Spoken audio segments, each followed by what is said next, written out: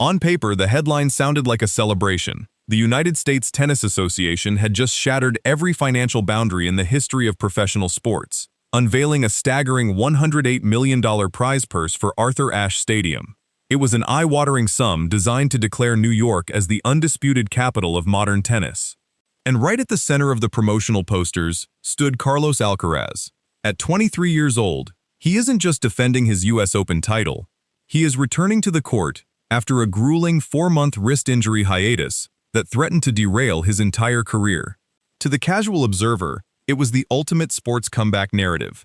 Tennis's brightest young megastar, returning to claim his share of a record-breaking jackpot.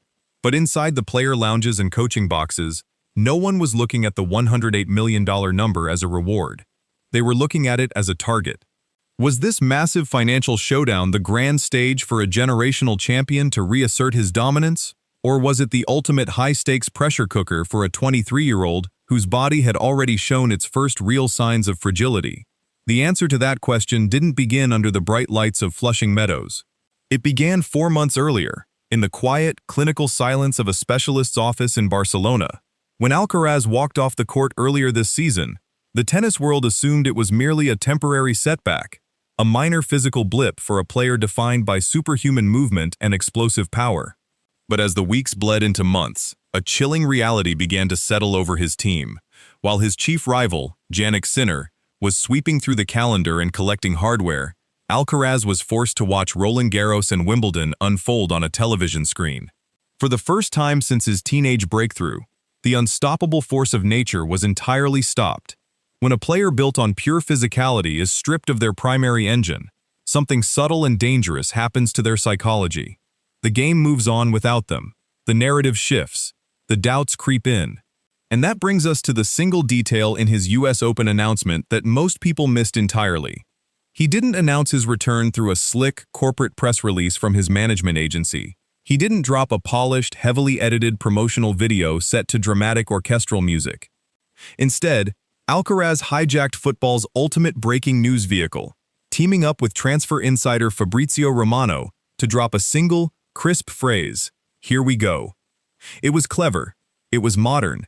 It was distinctly Carlos, a 23-year-old generational phenomenon, speaking directly to a digital-first audience. But beneath that media-savvy swagger lay a stark, undeniable reality. Flushing Meadows won't just be his return to competition. It will be his first competitive tennis match in over 4 months. 4 months without testing that explosive right wrist under match pressure. 4 months without feeling the suffocating tension of a fifth-set tiebreak. 4 months of watching his primary rivals sharpen their swords while he was confined to rehabilitation rooms and restricted practice sets.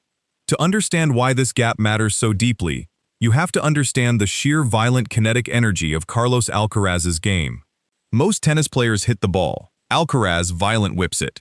His forehand is a masterclass in modern biomechanics, relying on hyper-explosive wrist snap at the precise moment of impact to generate staggering topspin and unreturnable pace. It's a shot that demands complete, uncompromising physical confidence. The second a player begins to protect a joint, the fraction of a second they hesitate to unleash full acceleration out of fear, the entire mechanics fall apart. And at Flushing Meadows, there is no place to hide a hesitation. When Alcaraz won his first Grand Slam title on Arthur Ashe Stadium back in 2022, he did so as an unburdened teenager playing with house money. He sprinted for impossible drop shots, threw his body across the hard courts with reckless abandon, and played with a infectious, smiling freedom that electrified New York. He wasn't defending points. He wasn't protecting a legacy. He was simply taking what he believed was his. Now, return to the present day. He steps back onto that very same court as a 7-time Grand Slam champion. He isn't the hunter anymore. He is the standard. And with world number 1 Jannik Sinner sidelined with a knee injury, the entire spotlight of the $108 million tournament has narrowed down to a laser focus on one man. The fans aren't expecting a cautious player feeling his way back into rhythm. They are paying record ticket prices to see the human highlight reel. And that expectation creates a psychological trap that has destroyed champions far older and far more experienced than him. That single detail wasn't the phrase, "Here we go" itself. It was what that phrase represented, a total rejection of the traditional tennis script. When a top player returns from a career-altering injury, The standard playbook is calculated caution. You play a low-tier 250 event. You test the joint on a slow clay surface. You rebuild the match muscle memory far away from the global spotlight. Instead, Alcaraz bypassed every safety net. He skipped the warm-up hard-court swings in Toronto and Cincinnati, opting to make his high-stakes return cold, stepping straight off the rehabilitation table and onto the rowdiest, highest-pressure court in world sport. On paper, the strategy is bold. In practice, it is a massive tactical gamble. Tennis at the elite level isn't just about raw physical talent. It's about timing, spatial awareness, and split-second pattern recognition. When you haven't played a competitive match since April, your internal clock slows down by milliseconds. And in modern tennis, a millisecond is the difference between a clean winner and a ball sprayed deep into the stands. And here is where the story gets much more complicated. Because while Alcaraz was sidelined, the sport didn't stand still. The game accelerated. Opponents spent 4 months studying every frame of his past matches, dissecting the exact moments his biomechanics break down under stress. They know that a player returning from a right wrist injury is naturally inclined to cheat on their footwork, taking an extra micro step to hit more backhands, or slightly altering their forehand follow-through to absorb less shock. The locker room isn't feeling nostalgic about his return. They are looking for blood. If an unseeded player drags Alcaraz into a physical 3-hour war in the opening rounds, the physical tax won't just be felt in his lungs.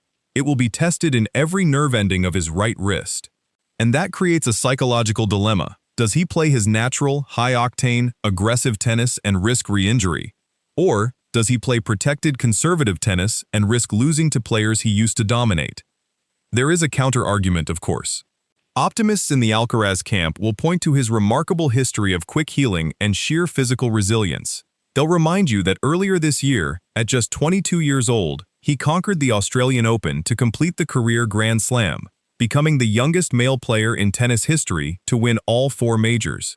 They'll argue that a fresh, well-rested Carlos Alcaraz, hungry after 4 months away from competition, is far more dangerous than a fatigued champion worn down by a brutal summer grind. That narrative sounds convincing on a television segment, but it ignores the brutally unique physical demands of a 2-week Grand Slam. A major tournament isn't a single match. It's a grueling 7-match marathon of best-of-5-set warfare. Winning a Grand Slam requires a player to absorb physical damage, recover in under 48 hours, and repeat the process 7 consecutive times.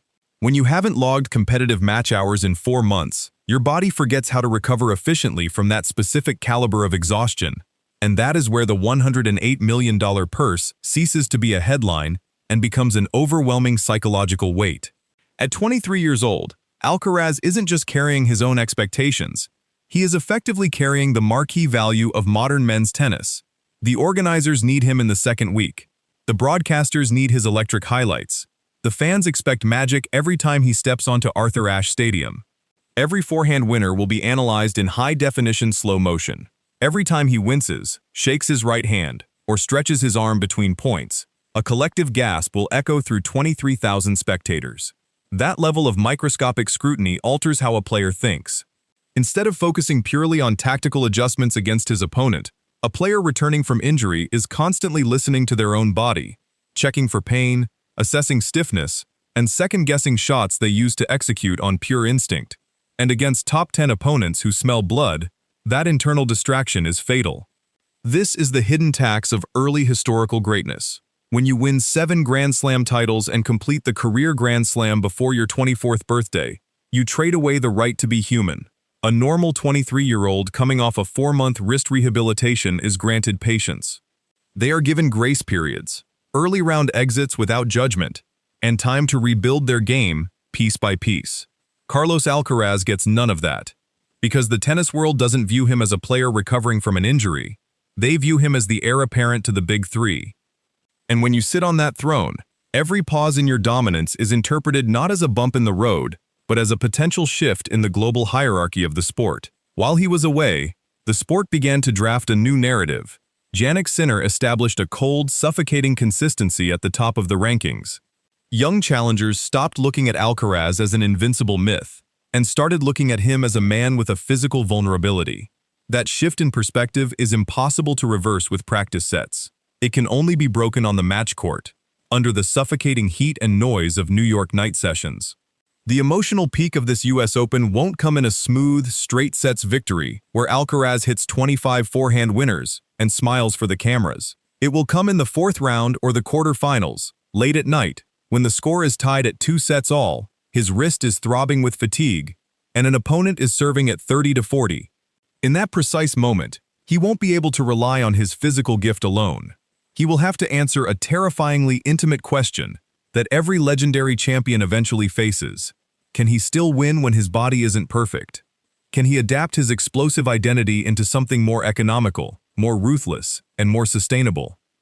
That brings us back to Flushing Meadows, the $108 million purse, and the heavy burden resting on Carlos Alcaraz's shoulders. The verdict of this US Open won't be written in the first round, and it won't be settled by how quickly he hits a forehand winner. It will be decided by whether a 23-year-old phenom, forced to sit on the sidelines for 4 agonizing months, has transformed his raw physical genius into emotional and tactical longevity. If Alcaraz succeeds in New York without warm-up events, without match rhythm, and with a target on his back, he won't just be defending a title. He will prove that his greatness isn't bound to a single healthy joint. It is embedded in his competitive DNA. But if he stumbles, the questions surrounding his high-octane style will echo far louder than any stadium crowd. Which brings us to the ultimate question, as Arthur Ashe Stadium prepares to light up the night sky.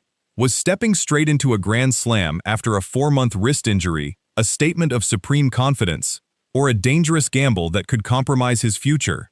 Let me know your thoughts in the comments below. Brave move or unnecessary risk? If you enjoyed this deep dive into the decisions defining modern tennis, hit the like button and subscribe for more stories behind the biggest names in the sport.